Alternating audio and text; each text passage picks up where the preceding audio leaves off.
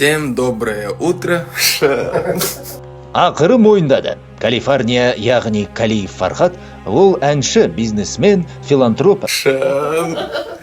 Бірінші әйелі және баласы жайлы шындығын айтты.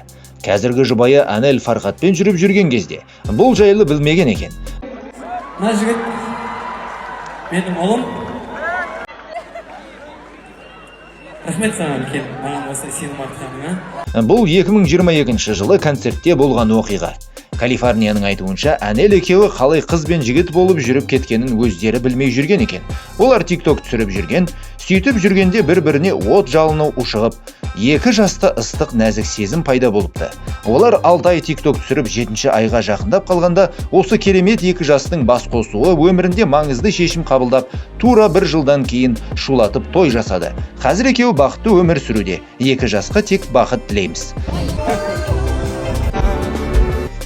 Ал бірінші әйелі және отбасы қайда қалды десеңіз, оның әңгімесі көп. Сонда да қысқаша айтып кетейін. Концерттің бірінде өлең айтып жатып, сәтсіздікке ұшырады. Концертке келген қауым Калифорнияға көңілі толмай, ысқырып шу шығарған деседі. Сол кезде концертті құтқарып қалу үшін адамдар селк ететіндей бір жағдай істеу керек болды.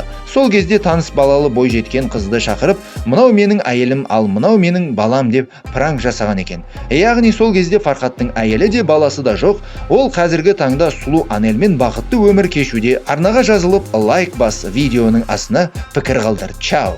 Всем доброе утро. Всем доброе утро. Мы в Москве. Завтра летим в Якутск. Дорогие наши слушатели, ждите нас. Мы вот собираемся к вам. Давайте очень классный вечер проведем. Все вместе. Кәне, хей! Да классно. Çevir. Sarısına. Sarısına kan